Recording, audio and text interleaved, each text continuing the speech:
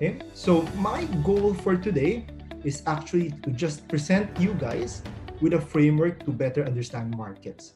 I'm sure some of you already know this, but nevertheless, I do hope to still give you a couple more useful information about this framework. Okay, I'm also going to share my views later on, but hopefully the takeaway shouldn't just be on my views, but rather the process of my of how I think. Okay, so let's go to my first slide. I just want to begin with this slide over here. um, you can see from the left side of this slide the earnings performance of the different sectors for the first 9 months of 2020. Let's just go through them quickly. So for example, if you look at the first one, conglomerates, so the holding companies, they're down 54% in terms of total earnings. Okay, if you compare 9 months of 2020 relative to 9 months of 2019. Okay, so down 54%. Banks are down 28% year on year, and properties are down 51% year on year, and so on. Okay, so I'm sure you can already see that earnings are, in a word, bad. Okay, earnings are bad for the third quarter, maybe with the exception of the telcos, which is kind of reasonable given that everybody needs their internet connection nowadays. But outside of the telcos, the average, we could say the average total decline total of the all the sectors is a 50% year-on-year decline for the first 9 months, which is obviously very bad. Some more highlights for the third quarter earnings: 79% of the companies in our coverage list reported lower income versus the same period of last year. 21%, or one out of every five companies, reported a net loss for the first 9 months. Again, if you think about it, one out of five is a very, very poor number, right? Especially given that these are the biggest companies in the Philippines. Okay, what more the smaller, the smaller mom and pop businesses that you have, right? So 21% is definitely a large number. And then lastly, 72% of the companies in our coverage list either hit our conservative estimates or even missed our estimates. So only 28% outperformed. So again, what I'm just trying to show you in this slide is that earnings for the first 9 months, even for the third quarter, is very weak. Okay, but having said that, if we look at the PSEi, especially over the last 5 weeks, you see a very strong performance. So since October 2016, the index has rallied 18.7%. Actually, I did this slide, I think, a couple of days ago.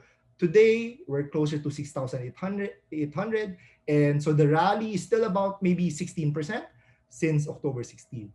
And do take note, okay, this rally over the past 5 weeks coincides with the earnings season of the Philippines, right?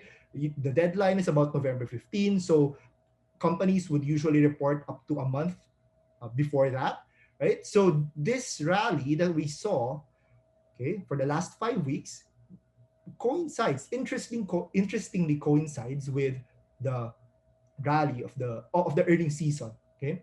And so again, my goal for today, if you look at the title of today's presentation, is to hopefully explain the seemingly disconnect between the first slide and this second slide.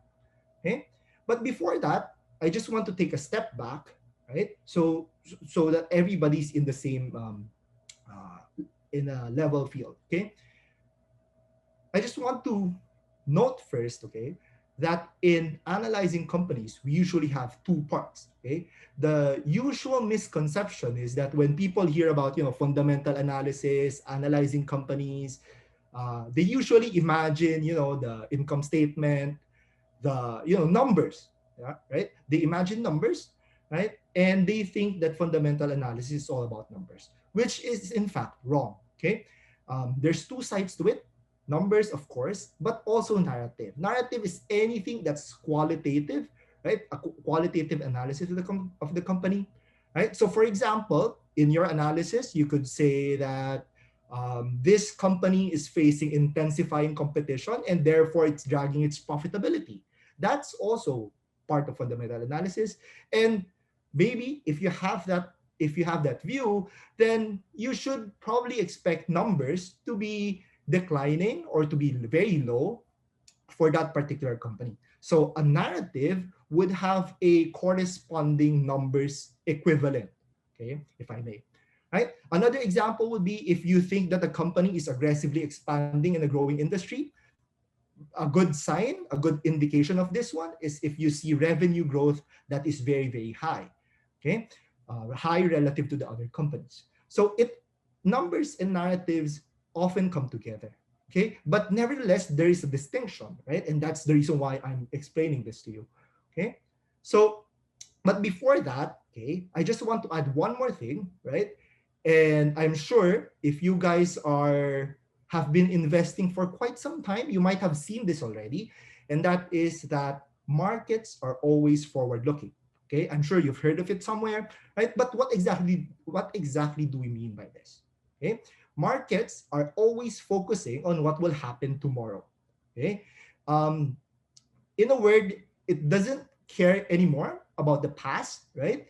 But instead, it's always focusing on what could potentially happen tomorrow, next year, 2 years from now, and so on, right?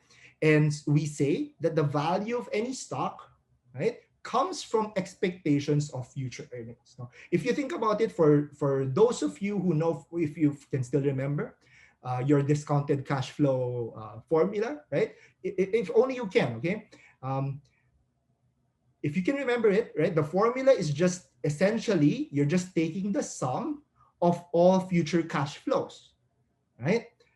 Um, we don't really add the cash flows in the past, right? And this is exactly the reason why. If you don't know the DCF, don't worry about it. Let me give you a simple example over here. So let's say I give you a choice. Okay, I present to you two companies, okay, company A and company B. And company A is making 1 million pesos per year in income for each of the last 5 years. But going forward, you don't expect it. Let's say you don't expect it to make any more income going forward. Okay. Second option is company B. Okay. For company B, there's no income for the last 5 years, right? But going forward, you expect it to make 1 million in income for each of the next 5 years. Question, which one would you prefer? Assuming all else equal, same price, same everything. Okay. I'm sure I can't hear your answers, to be honest, but I'm gonna assume that most of you answered company B. And and the fact that markets are always forward looking is exactly the reason why. Again, if you think about it, if you buy a stock today, what does it intrinsically mean? Okay. If you buy stock today, it means that you're entitled to all future dividends. Okay. So that's the intrinsic value of a stock, right? So if you buy today, you can get the dividends next year, 2 years from now, 3 years from now, and so on. But if you think about it, right, if you buy today, you won't be able to get dividends declared 3 years ago, right? So again, everything is forward looking. So I hope this clear. This is clear, but if not, then I can show it to you again later on. Okay, we have more examples later. Okay, now the last two slides I've given some theories. Now let's try to combine them. Okay, I'm gonna combine the last slide with the fact that we have two sides of analysis, narratives, and numbers. Okay, what does it tell us? Okay, interestingly enough, okay, there's a critical difference between numbers and narrative. Okay, and that is that numbers, by definition, are almost always after the fact. What do we mean?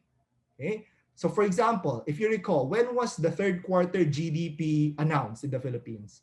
If I'm not mistaken, it was announced in November 10, right? And if you think about it, the third quarter GDP involves the period from July 1 to September 30, right? So again, the numbers, the official results would come out 40 days later, after the fact, okay? The earnings reports are also the same, right? The only time that companies can announce earnings is obviously when the period is already done and the accountants have already calculated the right margins, the right depreciation, whatever, what have you, right? So economists and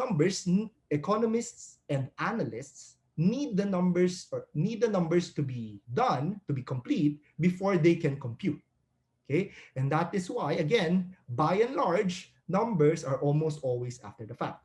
Again, there's a, if you can notice, there's a asterisk there. Not all numbers, and we'll go through that later on. But for now, that's good enough.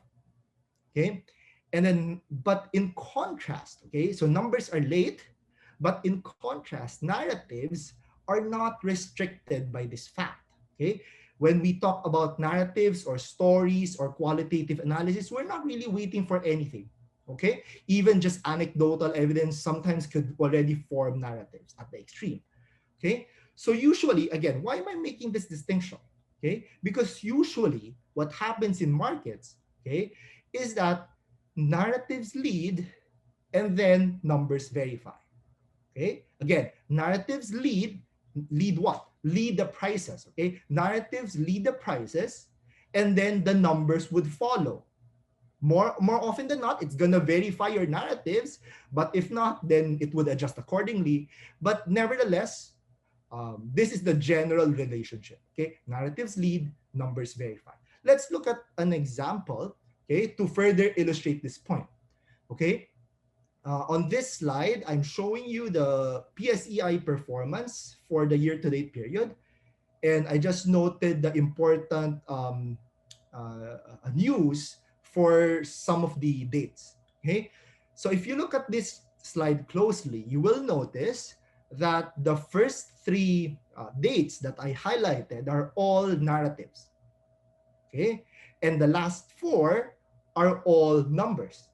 Okay, so I'll just quickly go through them one by one. So if you recall, this seems like 5 years ago already, I know. But yeah, if you recall, last January 30, we reported our first local case. You see markets kind of react a little bit negatively. And then February 24, the outbreak outside of China, right, happened, and where you had your lockdown outside, I think was it in Italy, or I forgot already which country, right? But outbreak outside of China in February 24, and you see markets again accelerating its decline. And then finally, in March 12, the government announced a lockdown in Metro Manila, right? And you see, the index fall off a cliff, right? And true enough, well, it's easier to analyze it now because everything's after the fact, right? But true enough, in the middle of March, we bottomed out, the market bottomed out, right? And then on the right side of the chart, you can see the numbers come in. Okay, first quarter GDP was only announced in May 7. In fact, it's even flat. No, it's not that bad, right? June 5, government announced unemployment spikes to 17%, 18%, right? Which is obviously historically bad, right? Remittances in July, second quarter GDP in August. Again, all these numbers are obviously very bad. But if you look closely, even on the day that they were announced, the index didn't really fall, right? So, in other words, we say that the narratives has already been priced in. Okay, so that's exactly what's happening. Again, narratives lead. So the March decline was led by the narrative of the COVID crisis, right? And then the numbers eventually verify. Okay, right? And so, okay, if we go back, if we try to answer now, okay, the question of the title of this presentation, is there a disconnect, right? The short answer is no, because what's happening here? Okay, again, I do agree, third quarter earnings are very poor by any measure, right? Right? But this third quarter earnings numbers, right, is only confirming the narrative that we had several months ago, right? As early as March, right?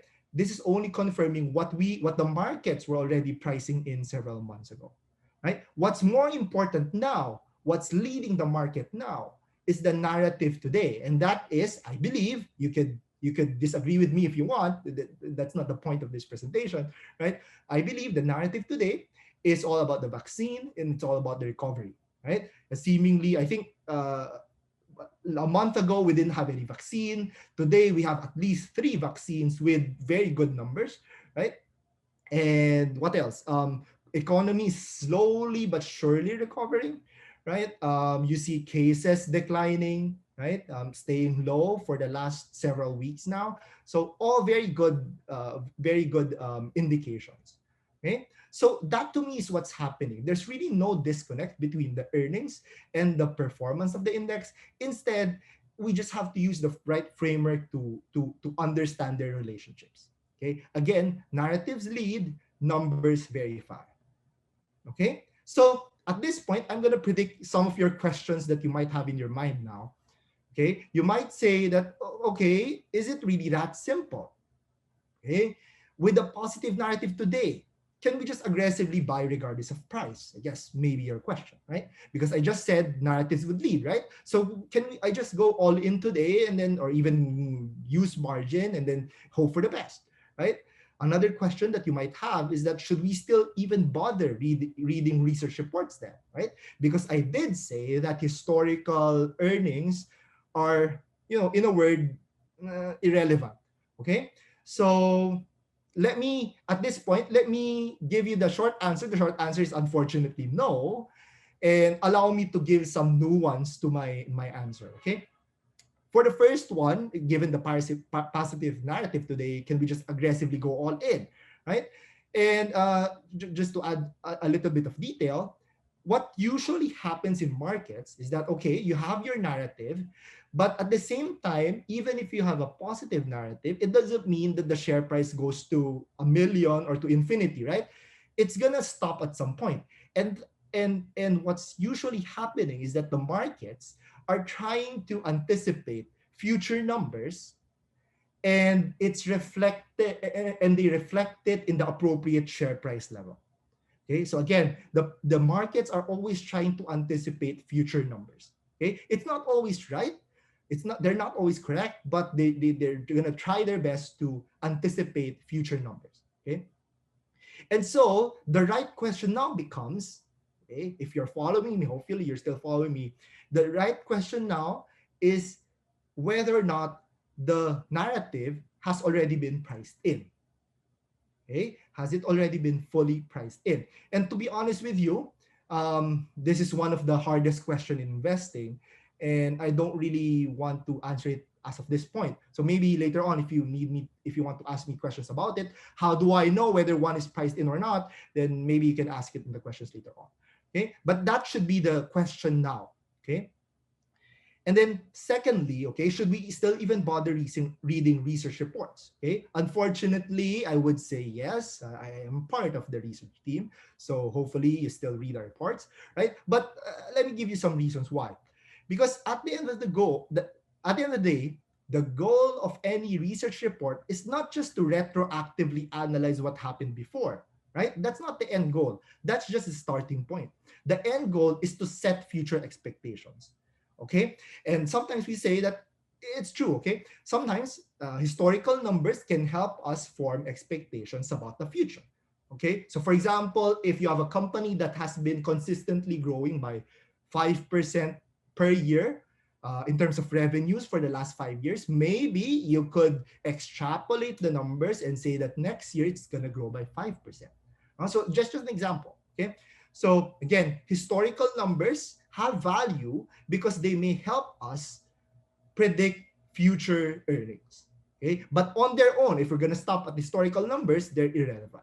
Okay, and then secondly, not everything that you'll see in a research report is backward looking or is historical. Okay, some of them would be forward looking estimates also, and these would be the estimates that analysts would give for future periods. So for example, I'm an analyst. I'm gonna estimate that, okay, revenues next year I believe would grow by 15%. Then that's a number, yes, but it's also forward looking. So these numbers would have value, is what I'm saying. Okay, so again, the end goal when you're reading any report, the end goal is just not to understand what happened yesterday. The end goal is to understand or to form expectations about what could happen in the future. Okay, So as promised, I'm also gonna give you my views as of today. Yeah, so I'm gonna try to apply the things that we talked about in the first slides.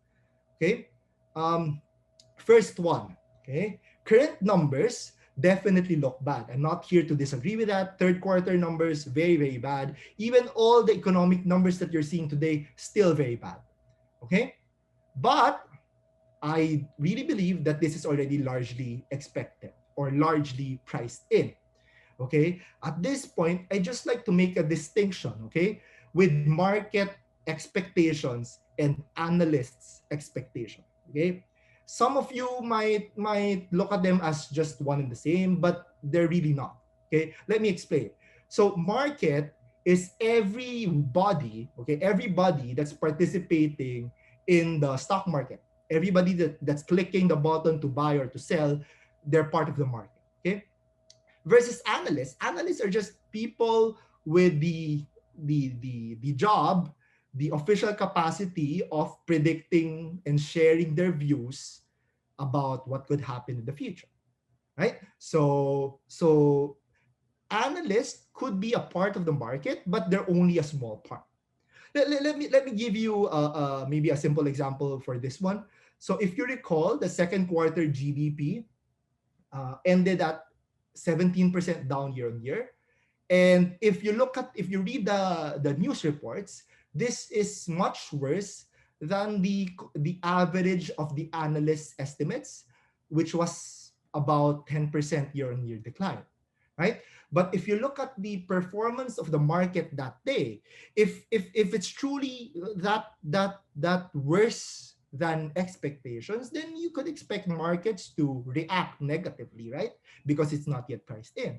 But in fact, if you look at the performance of the market that day, it was up. It wasn't down, right? So and yeah, so it's true that in most instances, okay, market and analysts would be positively correlated, but they're not almost always the same.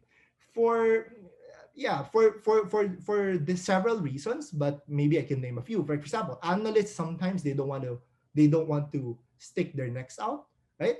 If everybody's predicting 10, will I really predict 17 or 20? Baka mali ako, di ba? And people would judge me for being stupid, what have you, right? So sometimes analysts are affected by those factors also, right? So I just need to make that distinction. Here, what's more important is what the market is expecting, not what analysts are expecting. Okay? Hopefully that's clear. Okay, number three. Meanwhile, okay, that's the numbers part. One and two are the numbers. Number three, the narrative for me is very positive, right? And I think this is also obvious. If you're just reading the news recently, everything that we're seeing right now is all about the vaccines. We now have at least three with very good efficacy numbers, right? Declining cases in the Philippines, gradual reopening of the country, and overall economic recovery. Although it's still negative year on year, quarter on quarter, we're already seeing some recovery. Okay. Nevertheless, though, okay, because maybe because of this exact narrative, it's short-term overbought. Markets is short-term overbought. We didn't really discuss, the technical analysis is not really the goal of today's seminar, right? But uh, personally, I still do use it, right? And I do believe that the markets are short-term overbought, right? And thus, I do agree with what Ed mentioned a while ago, that the recent pullback is definitely a welcome sign, right? I'm really very happy with the pullback recently. At least, we have more opportunities to accumulate issues. Okay. So because of the short-term overbought condition, I personally expect the market or the PSEi to unwind over the next several weeks, right? We need the people who made a lot of money, who made too much money over the last 5 weeks to sell their stocks and for other people to come in. And so we have more legs for the next rally. Okay. Nevertheless, I do believe that rotation is still very possible, right? What I personally expect is that some people who made money with the stronger issues would sell those issues and move into the laggard companies. Of course, it's not. It still has to be selective, okay? And maybe it's again out of the scope of this presentation, but I do expect some rotation to be happening within the next several weeks. Okay. Now, if we look at a more bigger picture, okay, the long-term narratives look even more promising, look even better. Okay, and what exactly do I mean by this? Okay, if if anybody of you, for those of you who are investing already for more than 2 or 3 years, I'm sure you've heard of this term, right? The demographic dividend, right? Maybe over the last 1 or 2 years, you're not hearing that because markets are very weak, right? But this is pretty much still the case, and I still believe that eventually we're gonna reap those rewards. Okay, and so once everything about this pandemic is over, I do believe we could take advantage of that again. And the good thing now is that with the correction since the all-time high in I believe early 2018, if I'm not mistaken, right? Um, then we have more runway for growth. Okay, and then outside of that, you have also record low interest rates, which should be very good for companies, obviously, because they could borrow more, right, at a cheaper price, right? And this one I'd like to highlight, right? And maybe this is something that I've learned during this pandemic, that I'm an optimistic person, right? So with the challenges, I know that the pandemic is obviously very bad, right? But it's not 100% bad. There's also some opportunities, at least when it comes to the stock market, right? And if you think about it, right, it makes sense. No, so let me give you an example. So when several months ago, I was asked about my view about Jollibee, and I said that I'm very bullish, right? Um, why? Because I know that Jollibee is losing a lot of money. I know that, right? But what's implied is that if they're losing a lot of money, if Jollibee is losing a lot of money, then I'm sure the smaller restaurants are losing even more money, right? If Jollibee is losing that much, then other companies would be losing even more than that, right? And if you think about it, let's say eventually this is over, okay, and demand picks back up, who among the two would have more resources to aggressively capitalize on the opportunities left behind, right? You can imagine some stores closing down, right, because everything's losing money, right? But eventually, once everything's again back to normal, then Jollibee would have much more resources to capitalize on those opportunities left behind compared to your smaller companies. And so this is what I mean by opportunities with the pandemic. And then lastly, also the CREATE bill. This was only announced, I believe, yesterday. The Senate already passed the bill that would lower corporate income tax to 25% immediately and to 20% in the long term, which is definitely good for earnings of these companies, right? So overall, in the long term, I really think it's good. And so, okay, sorry about that. So I'm really long term bullish, but please, okay, I don't want you guys to to get back on Tuesday and just go all in and buy left and right, buy stocks left and right. I don't really want you guys to do that. Um, I I believe that we still need to be very patient, Okay, I did say that the market is short-term overbought, so please don't forget that part, right? But yeah, I view any actually going forward for the next maybe 2-3 months.